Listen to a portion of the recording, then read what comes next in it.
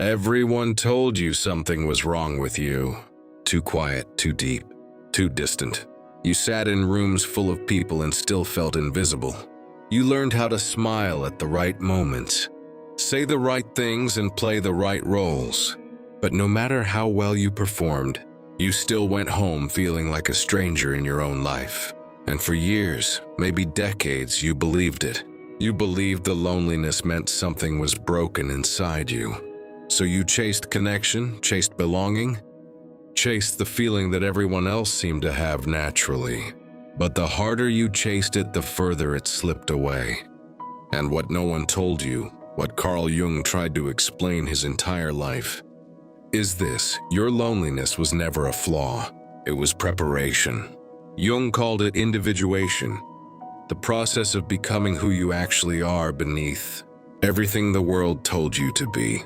He believed the first half of life is spent building a persona, a mask designed to survive. You shape yourself into what people accept.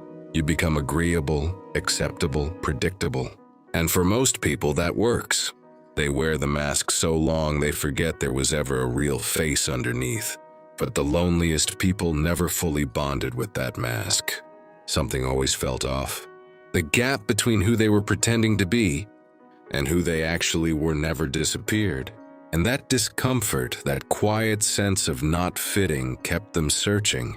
While others settled, you kept questioning. While others adapted, you kept noticing. And that searching, as painful as it felt, was building something most people don't develop until much later. It was building the self. Around midlife, something changes. Jung was very clear about this. The persona starts to crack. The life built for the outside world stops satisfying the inside one. For many people, this feels like a crisis. Like everything they worked for suddenly feels empty. But for the ones who were always lonely, the experience is different. It doesn't feel like collapse. It feels like relief, because they were never fully attached to the mask in the first place. They don't have to lose themselves to find themselves. They were already searching long before everyone else started asking the questions that matter. While others are just beginning to wake up, they've been awake for years. They have a head start, and they don't even realize it. There's another idea Jung talked about, something he called the shadow. It's everything you were told to hide. The parts of you that were too intense, too emotional, too different, too much. Most people spend their lives running from it, burying it, pretending it isn't there. But the lonely person doesn't get that luxury. They've already spent time in the dark. They've already faced those parts of themselves when there was no one else around. They've sat with their thoughts, their fears, their contradictions, and that changes something. Because when you faced yourself honestly, you stop being afraid of what you might find. After 40, when the noise quiets and the need for approval starts to fade, something shifts. The shadow stops feeling like something to hide. It becomes something to use. The very things that made you feel different become your strength. The depth that isolated you becomes what draws people in. The sensitivity that once felt like a burden becomes the ability to read people, understand them, and connect in ways most never can. You don't suddenly become powerful after 40. You just stop suppressing what was already there. You stop shrinking. You stop editing yourself to fit into spaces that were never meant for you. Jung once said that loneliness doesn't come from having no one around you, but from being unable to communicate the things that matter most to you. That's the real reason you felt alone. Not because you were unwanted, but because you were operating at a level the people around you couldn't meet.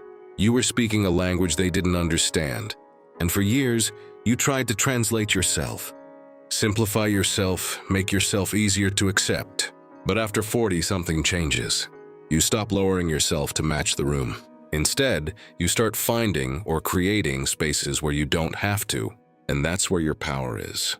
Not in being accepted by everyone, but in finally refusing to abandon yourself just to belong. The loneliness was never the problem. It was the path. It was the pressure that shaped you, the silence that forced you inward, the distance that made you discover who you were, without the noise of everyone else's expectations. And when you finally arrive on the other side of it, You realize something most people never do. You were never behind. You were just walking a different path. One that takes longer to understand, but leads somewhere deeper. After 40, you don't become someone new.